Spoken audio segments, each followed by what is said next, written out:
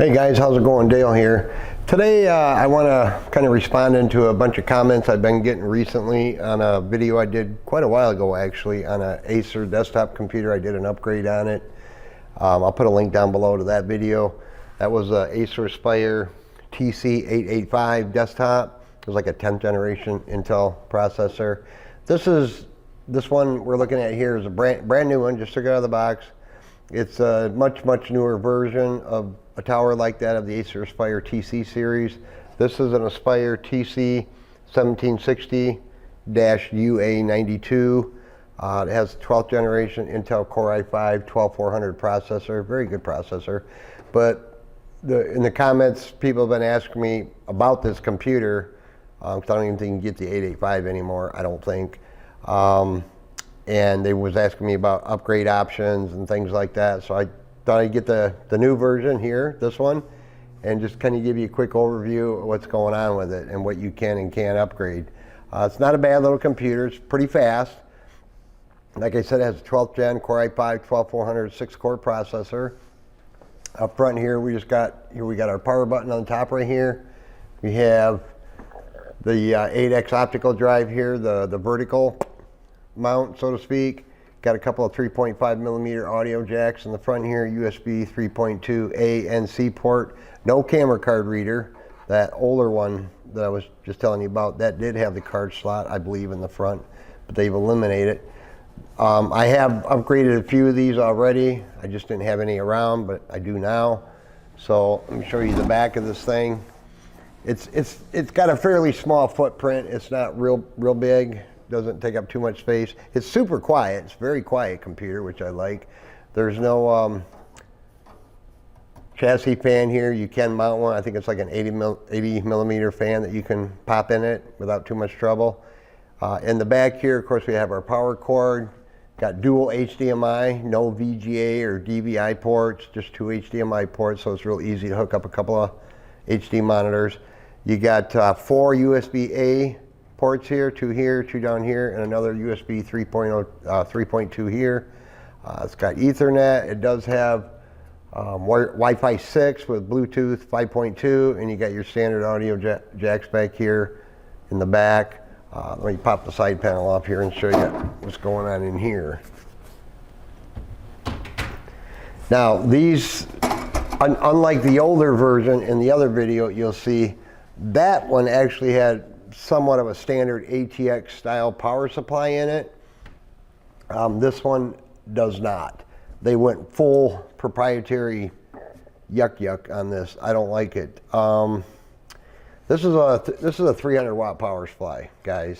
It's not going to handle a whole lot. I don't want to get too off base here. It's got one PCI Express times 16, a PCI Express times 4. Down here for add-on cards, and of course a graphics card. You're going to be really limited on your graphics card. You're not going to put a new 4090 or 80 or any of the 2 or 3 series cards in here at all. This power supply does not have any kind of connector for a auxiliary PCI Express power connection for a video card. It just doesn't have it. In fact, all they give you here is just one extra SATA power connector here, because you can mount either 2.5 inch like SATA SSD or standard 3.5 inch hard drive in here.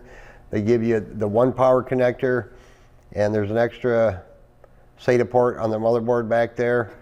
With a little finagling, you might be able to get 2 drives in here if you got maybe a Y connector for this adapter here, so you have 2 SATA power connectors instead of just the one. They even give you mounting screws right down here, pre-installed right here for a 3.5 inch hard drive, or like I said, boom, this way you can do right here you can do a 2.5 inch SSD, which I have done before.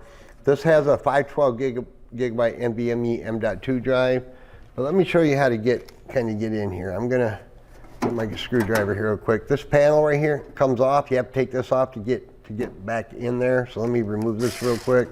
Just 4 screws. One down here. Make some noise here. I'm not going to do any upgrading on this one,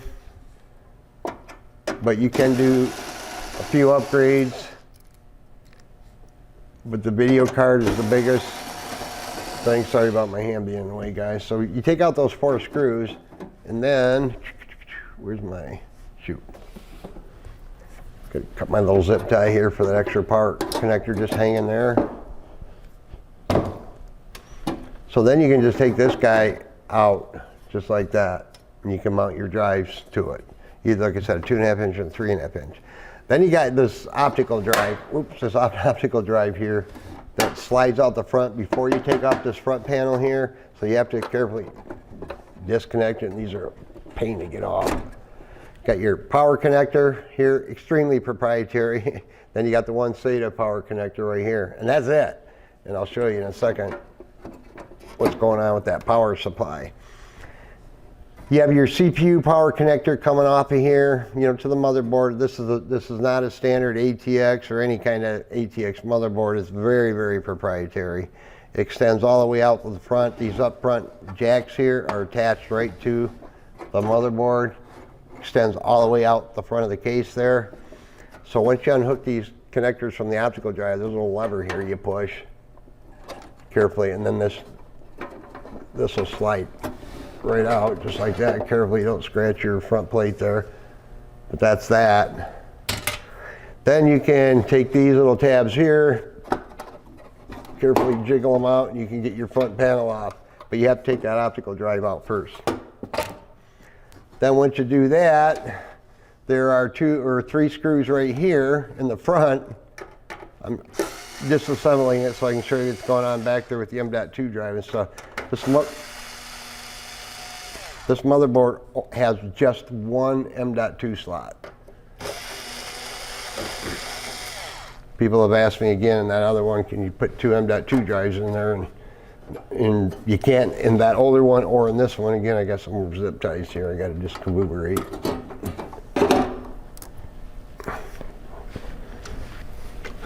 Doing this kind of quick, guys. I just kind of, like I said, I'm just responding to some comments about upgrade options on these. Then this little guy here slides out for your optical drive. Pretty straightforward. See, not much left up here. You got power button, you got your Wi-Fi antennas here.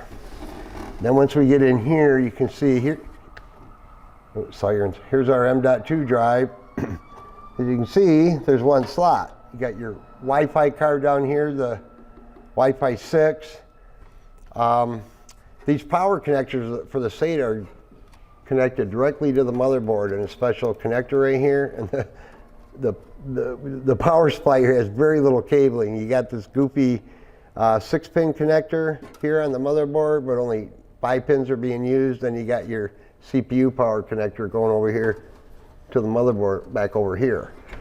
So you can see there's not a lot of expansion. Now, as far as a GPU, you know, for gaming, I've put a card like this in a unit like this. This is a GTX 1050 Ti. Nice little card, does a pretty good job. Or you can maybe go with something like this. This is a GTX 1650. But you're going to need a video card that doesn't require an auxiliary PCI Express power connection. It's that simple. Just can't handle it. I believe this is called the FTX form factor, this power supply here. But there's no 24-pin connector on the motherboard for any kind of standard type power supply, none whatsoever. They have a total of 3 SATA ports. So like I said, maybe I'm assuming this motherboard or this power connector could handle if you did a Y connector off of this SATA, where you can get 2 off the one. So if you want to put 2 expansion drives, like a hard drive and an SSD, a 2.5 inch SSD, you could do that. This came right from Acer.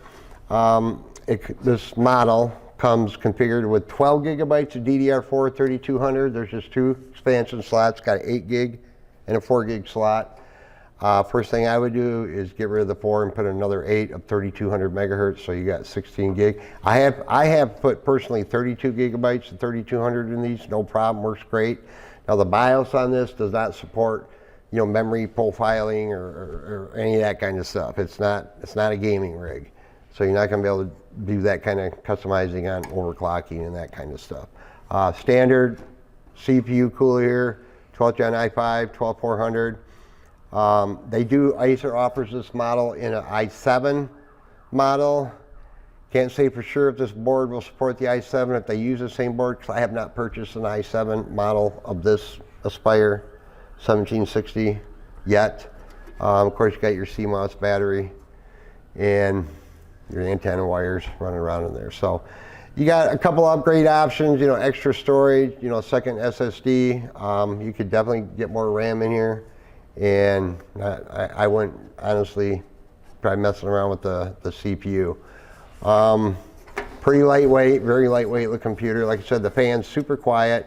Now when these are under a lot of CPU load, the fans do speed up. You can hear them. It's not pathetically loud, but it is noticeable. Just wanted to tell you that. So like I said, you could put a nice little video card like this, or a 1650 or something that doesn't require that extra power connector to the GPU. So just wanted to give you a quick overview. I hope this answered some of your questions, but like I said, this is an NVMe M.2 PCI Express SSD. So hope that helped out, guys. Check out more of my videos, give me a like, and don't forget to subscribe. Thanks for watching.